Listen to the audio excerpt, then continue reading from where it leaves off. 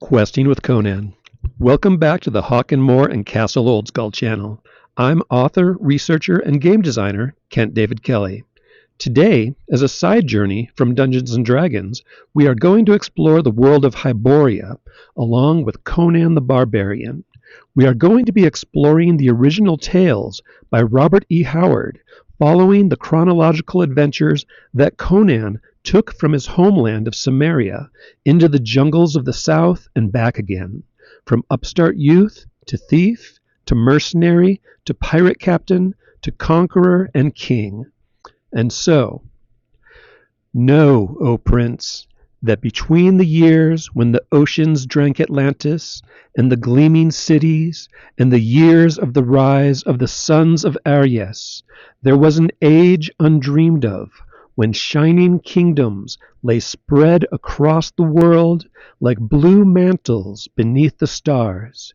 Nemedia, Ophir, Brithunia, Hyperborea, Zamora with its dark-haired women and towers of spider-haunted mystery, Zingara with its chivalry, Koth that bordered on the pastoral lands of Shem, Stygia with its shadow-guarded tombs, Hyrcania, whose riders wore steel and silk and gold. But the proudest kingdom of the world was Aquilonia, reigning supreme in the dreaming west. Hither came Conan, the Cimmerian, black-haired, sullen-eyed, sword in hand, a thief, a reaver, a slayer, with gigantic melancholies and gigantic mirth, to tread the jeweled thrones of the earth under his sandaled feet. And here we go.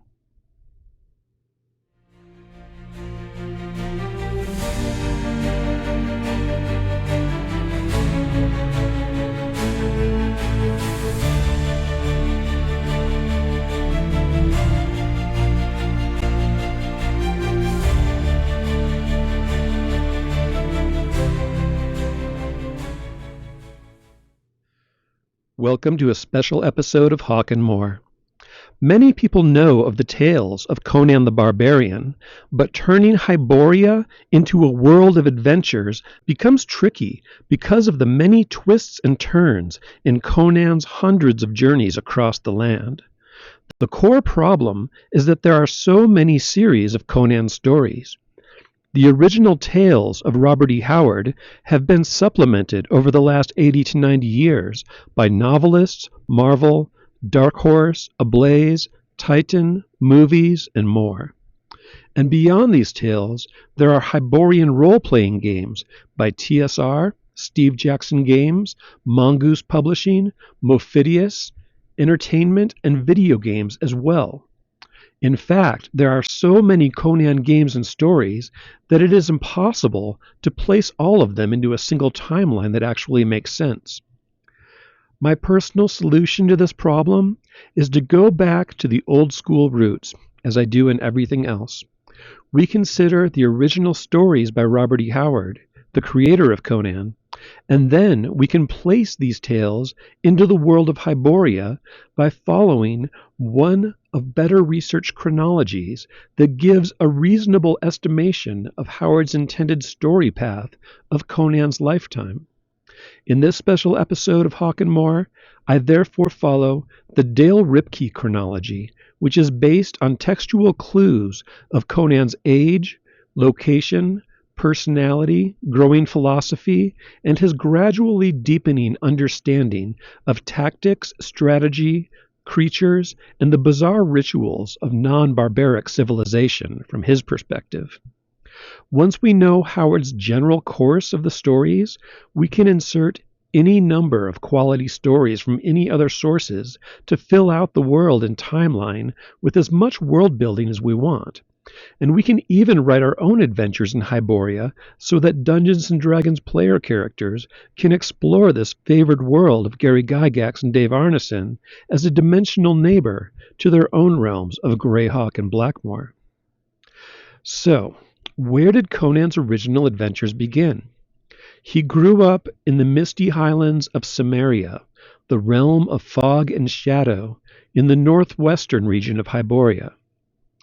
And tale number 1 is the Frost Giant's Daughter. There is general agreement that Conan headed south into colder lands once he left Cimmeria as a young man, and there is one story that best exemplifies both his surprising deadliness and his inability to control his youthful emotions, superstitions, and desires. And that story, which we will call Conan Adventure number 1, is, of course, the Frost Giant's Daughter, also known by the title Gods of the North. In this tale, Conan survives a battle against the Viking-like Vanir people. He is then taunted and beckoned by a magical frost nymph named Atali.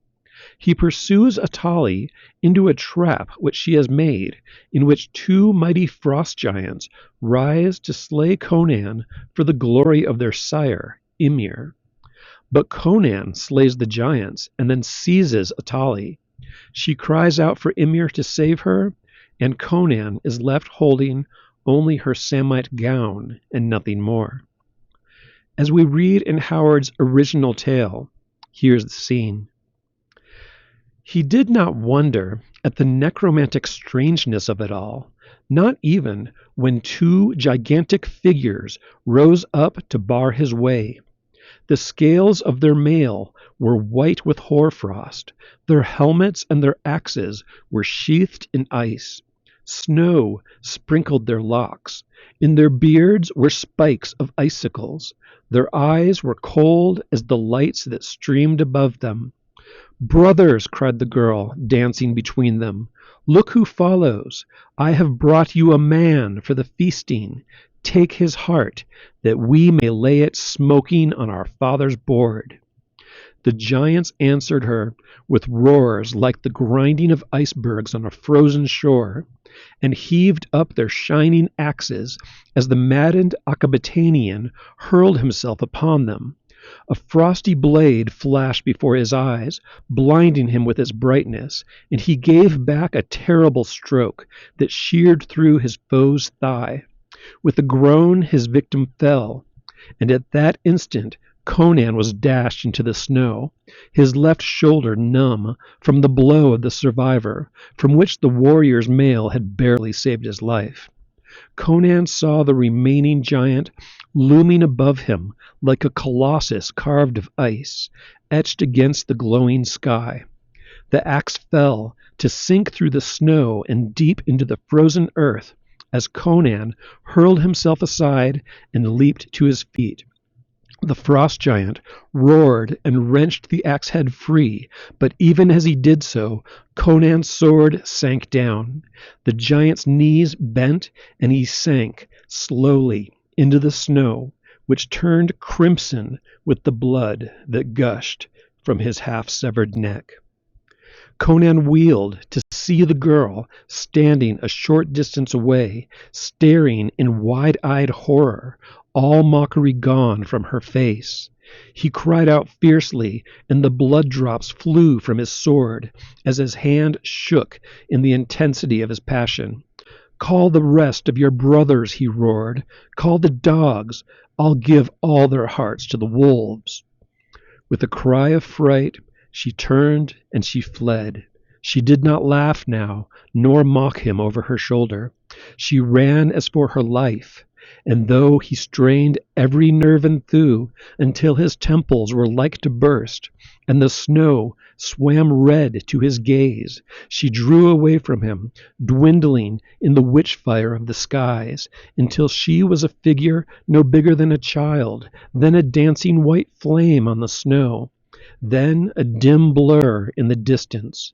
But grinding his teeth until the blood started from his gums, Conan reeled on, and he saw the blur grow to a dancing white flame, and the flame to a figure big as a child, and then she was running less than 100 paces ahead of him, and slowly the space narrowed, foot by foot. Having proven himself a warrior of reckoning, Conan journeys south into the land of Nemedia. This takes him into what we will call adventure number 2, the God in the Bowl. In this adventure, Conan sneaks into a primal temple and museum to rob it of its riches. He discovers a great bowl-like Stygian sarcophagus. Seeking the treasured crown of the giant kings, Conan investigates, only to find that the sarcophagus holds a serpentine horror. This might be a giant snake or even a naga monster, depending upon how you interpret Howard's description. He slays this monster and so proves himself an enemy of Stygia and its unholy ancient abominations. Please note that due to the power of copyright, I cannot always read you direct quotations from all of the Conan the Barbarian tales. You can look them up online via places like Project Gutenberg Australia or Wikisource, or at your local library or bookstore. Emboldened, Conan then journeys further south into the land of Zamora and Eranjun, the city of thieves. Here, he engages in one of his most famous exploits in the classic tale of the Tower of the Elephant. Daring to infiltrate the fortress of the evil sorcerer Yara, he teams up briefly with the thief Taurus of Nemedia. Taurus, despite his skills, is slain by a giant horrific spider, which Conan kills in vengeful wrath. Conan encounters an enigmatic prisoner of Yara, a dimensional journeying elephantine being named Yogkasha. The tortured Yogkasha gives Conan the secrets needed to destroy Yara with a blood curse, which brings an end to Yara, Yogkasha, his torture, and the Tower of the Elephant itself. Here is a reading of a classic scene from Howard's original story. Conan was in the center of the room now, going stooped forward, head thrust out warily, sword advanced, when again death struck at him soundlessly. A flying shadow that swept across the gleaming floor was his only warning, and his instinctive sidelong leap was all that saved his life. He had a flashing glimpse of a hairy black horror that swung past him with a clashing of frothing fangs, and something splashed on his bare shoulder. It burned like drops of liquid hellfire. Springing back, sword high, he saw the horror strike the floor. It wheeled and scuttled toward him with appalling speed. It was a gigantic black spider, such as men see only in nightmare dreams. It was as large as a pig, and its 8 thick, hairy legs drove its ogreish body over the floor at a headlong pace. Its evilly gleaming eyes shone with a horrible intelligence, and its fangs dripped venom that Conan knew from the burning of his shoulder, where only a few drops had splashed as the thing struck and missed, was laden with a swift death. This was the killer that had dropped from its perch in the middle of the ceiling on a strand of its web, on the neck of the Nemedian Taurus. Fools that they were not to have suspected that the upper chambers of the tower would be guarded as well as the lower. These thoughts flashed briefly through Conan's mind as the monster rushed in again. He leaped high, and it passed beneath him, wheeled and charged back. This time he evaded its rush with a sideways leap and struck back like a cat. His sword severed one of the hairy legs, and again he barely saved himself as the monstrosity swerved at him, fangs clicking fiendishly. But the creature did not press the pursuit. Turning, instead, it scuttled across the crystal floor and ran up the wall onto the ceiling, where it crouched for an instant, glaring down at him with its fiendish, hateful red eyes. Then, without warning, it launched itself through space, trailing a strand of slimy grayish stuff behind it. Conan stepped back to avoid the massive hurtling body. Then he ducked, frantically, just in time to escape being snared by the flying web rope. He saw the monster's intent and sprang toward the door, but the monster was quicker, and a sticky strand cast across the door made him a prisoner. Conan dared not try to cut it with his sword. He knew the stuff would cling to his blade, and before he could shake it loose, the fiend would be sinking its fangs into his back. Then began a desperate game of death, the wits and quickness of the man matched against the fiendish craft and speed of the giant spider. It no longer scuttled across the floor in a direct charge, or swung its body through the air at him. It raced about the ceiling and the walls, seeking to ensnare him in the long loops of sticky gray web strands which it flung with a devilish accuracy.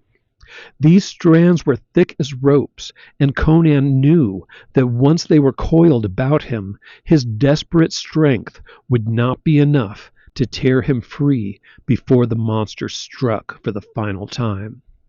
All over the chamber went on that terrible devil's dance in utter silence, except for the quick breathing of the man, the low scuff of his bare feet on the shining floor, the castanet rattle of the monstrosity's fangs.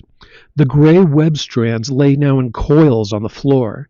They were looped along the walls. They overlaid the jeweled chests and silken couches, and hung in dusky festoons from the jeweled ceiling. Conan's steel-trap quickness of eye and muscle had kept him untouched, though the sticky loops had passed him so close they rasped his naked skin. He knew he could not always avoid them. He not only had to watch the strands swinging from the ceiling, but to keep his eyes on the floor, lest he trip in the coils that lay there. Sooner or later, a gummy loop would writhe about him, python-like, and then, wrapped like a cocoon, he would lie at the monster's terrible mercy. The giant spider raced across the chamber floor, the gray rope waving out behind it. Conan leaped high, clearing a couch. With a quick wheel, the fiend ran up the wall, and the strand, leaping off the floor like a live thing, whipped about the Cimmerian's ankle. He caught himself on his hands as he fell, jerking frantically at the web which held him like a pliant vice or the coils of a python. The hairy devil was racing down the wall to complete its capture of prey. Stung to a frenzy, Conan caught up a jeweled chest and hurled it through the air with all his strength. It was a desperate move, and the monster was not expecting it. Full in the midst of the branching black legs, the massive missile struck, smashing the spider against the wall with a muffled, sickening crunch.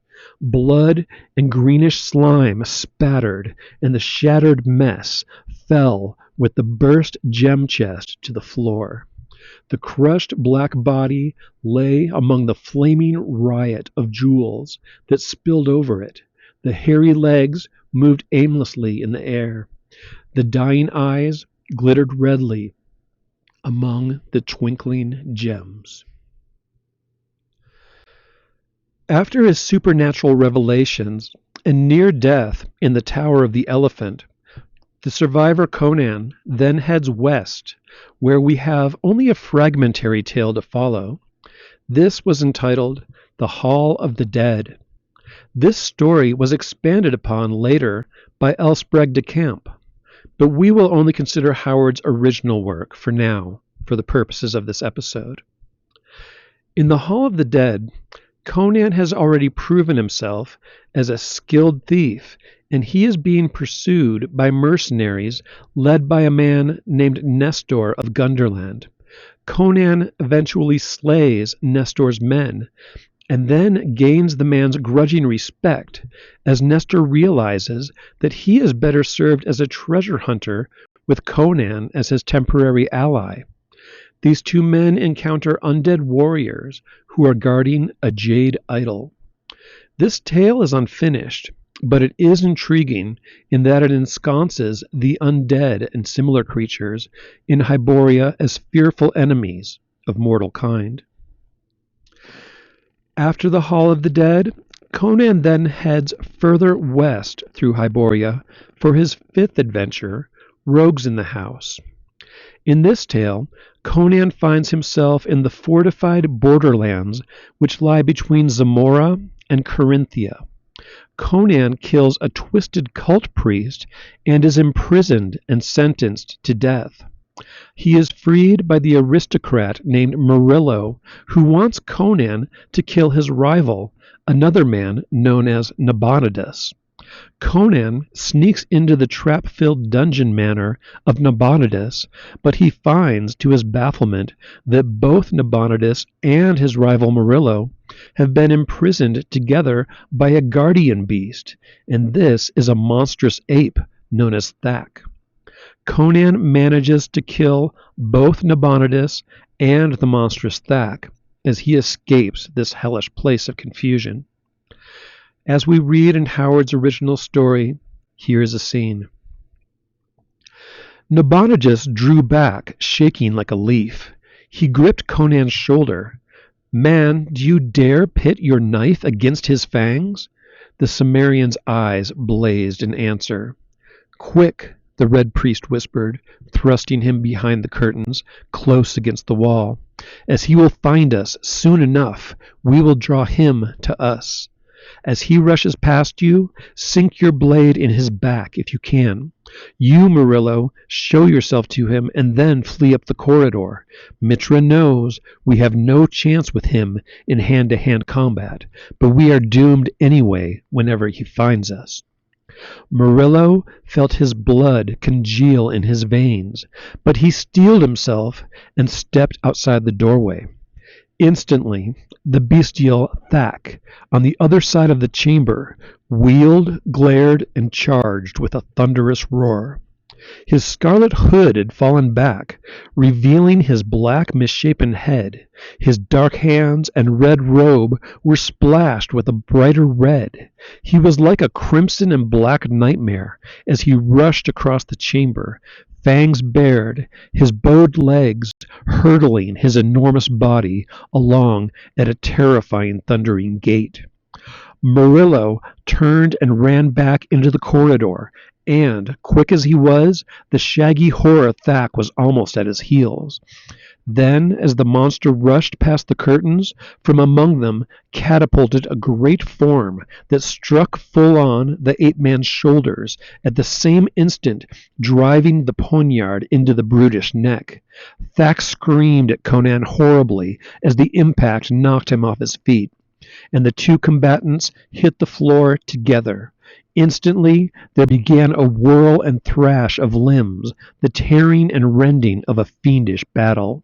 Murillo, in disbelief, saw that the barbarian had locked his legs about the ape-man's torso and was striving to maintain his position on the monster's back while he butchered it with his dagger.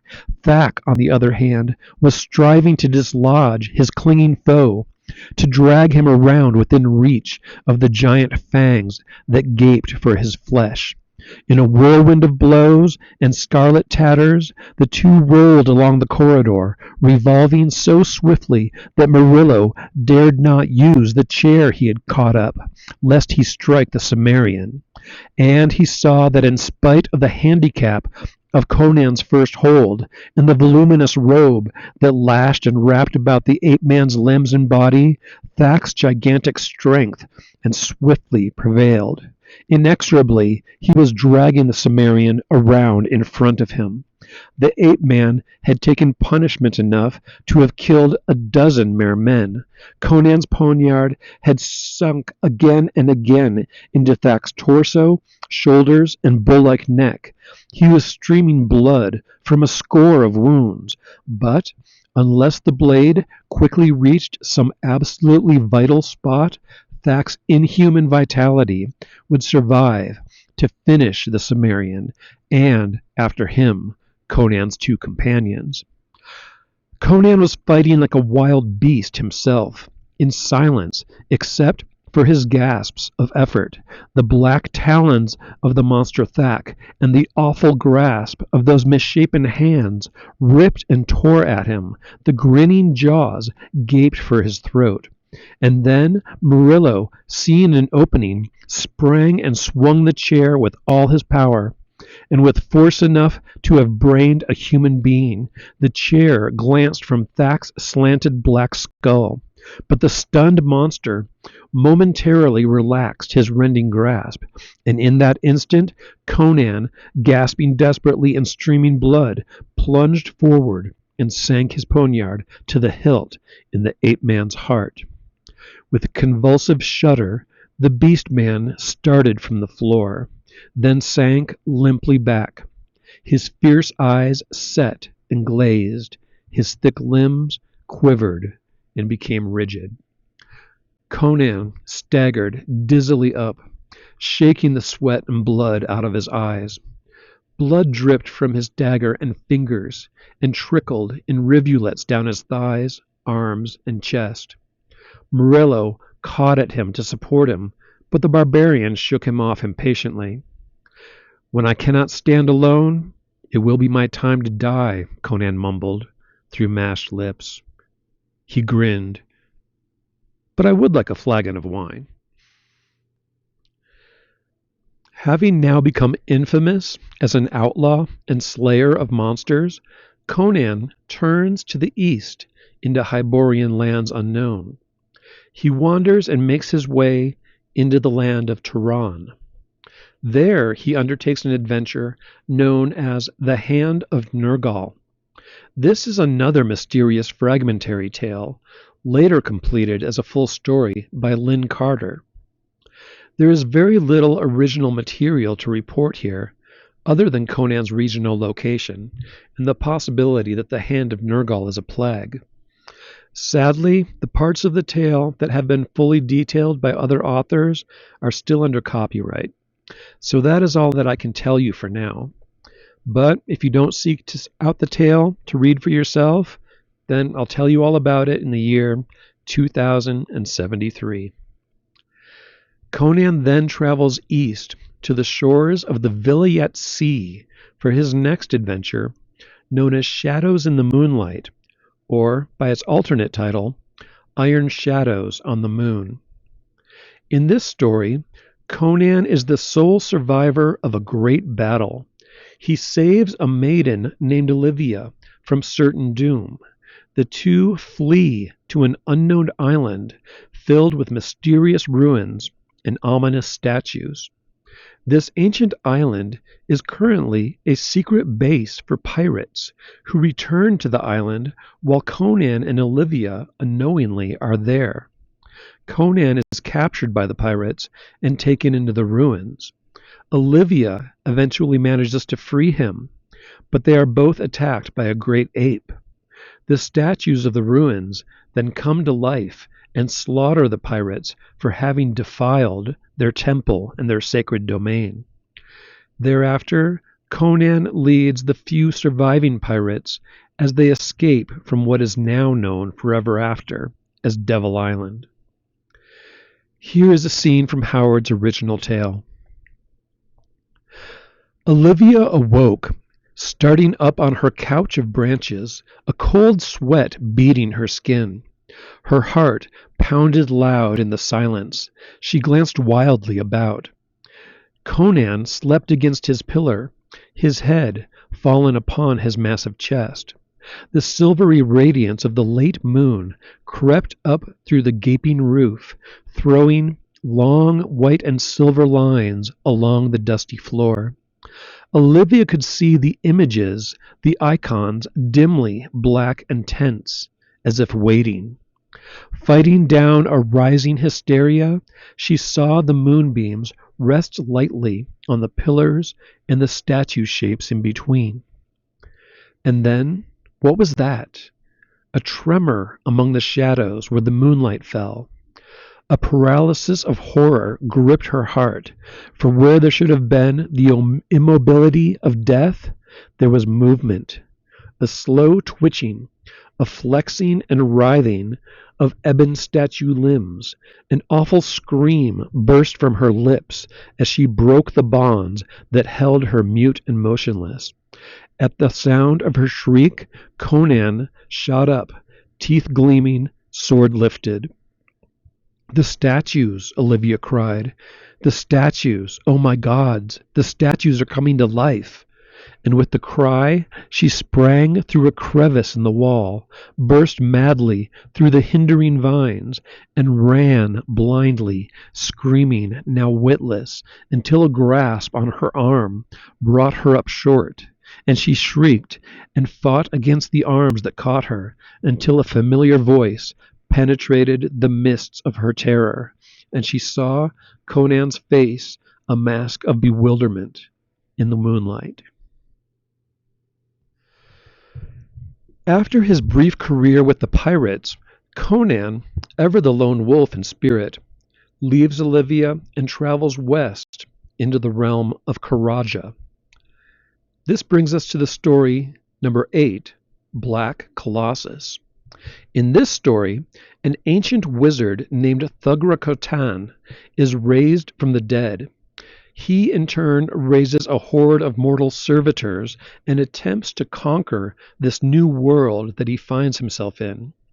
Yasmela, sister to the king of Karaja, convinces Conan to lead an army in defiance of Thugra, and Conan is eventually victorious.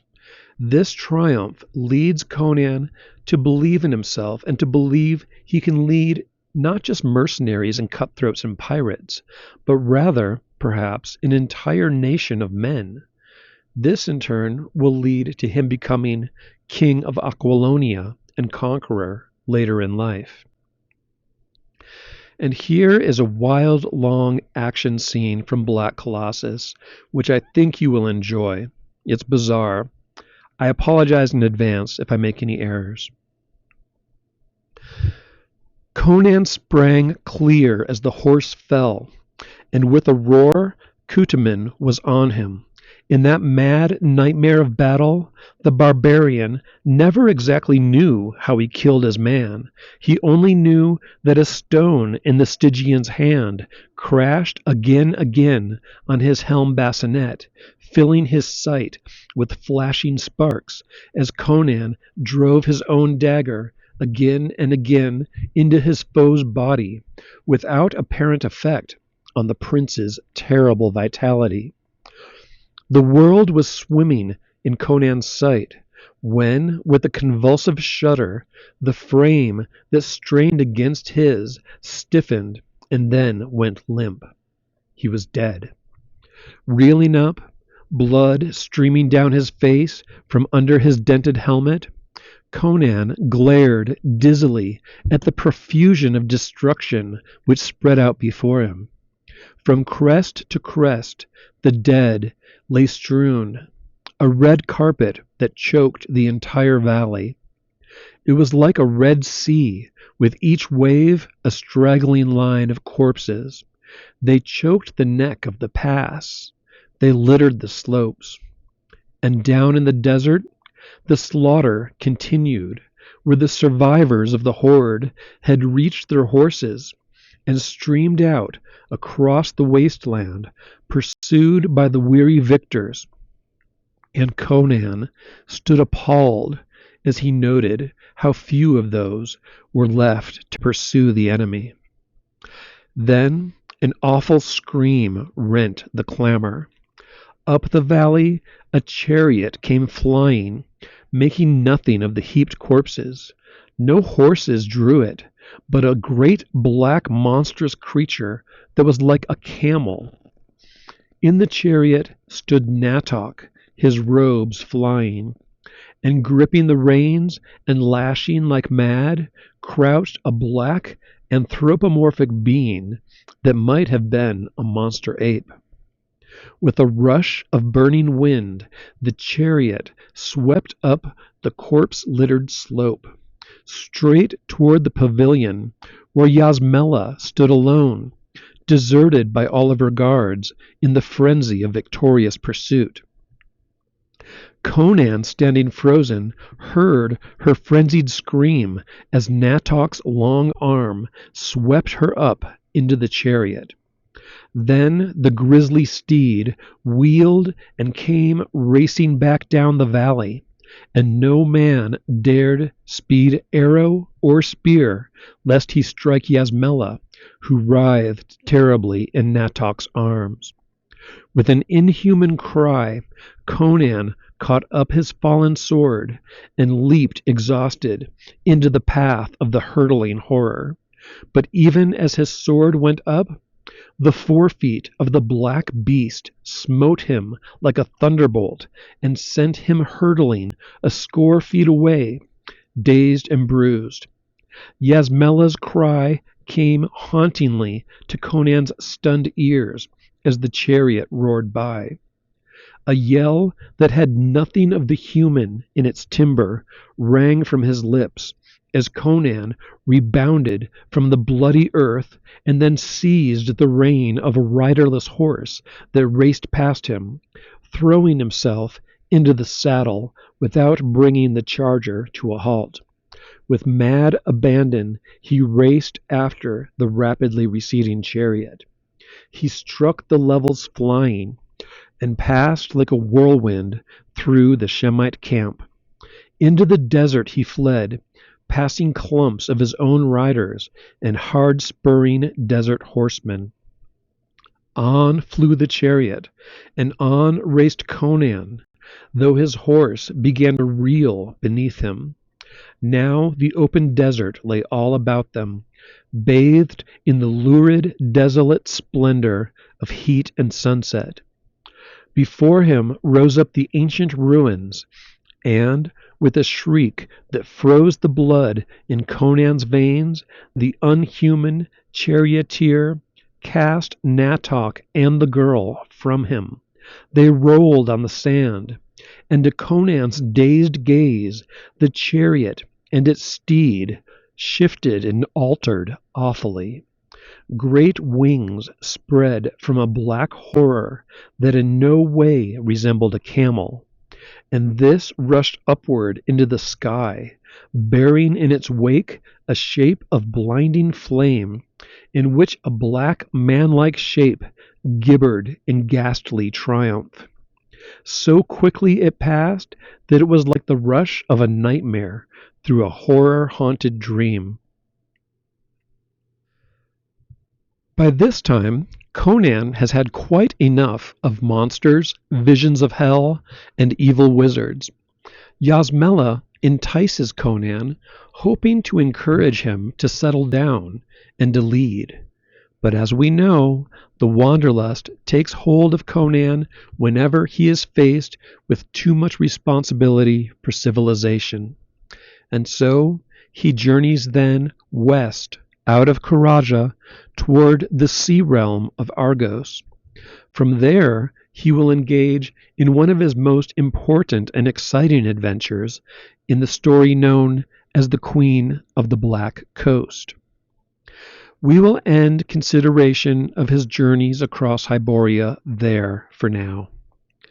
I hope you are enjoying this special exploration of Conan's travels in detail.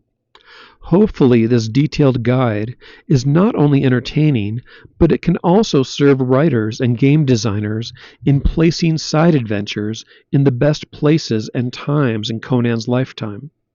You can also use this lore to feed into your own world building for any other adventures with other player characters and players of your own. Next time, we will resume our travels alongside Conan as he encounters the Queen of the Black Coast and the epic, unforgettable voyages thereafter. There's much more and even better to come. Thank you for watching and listening to Hawk Moor. I will see you next time. Take care.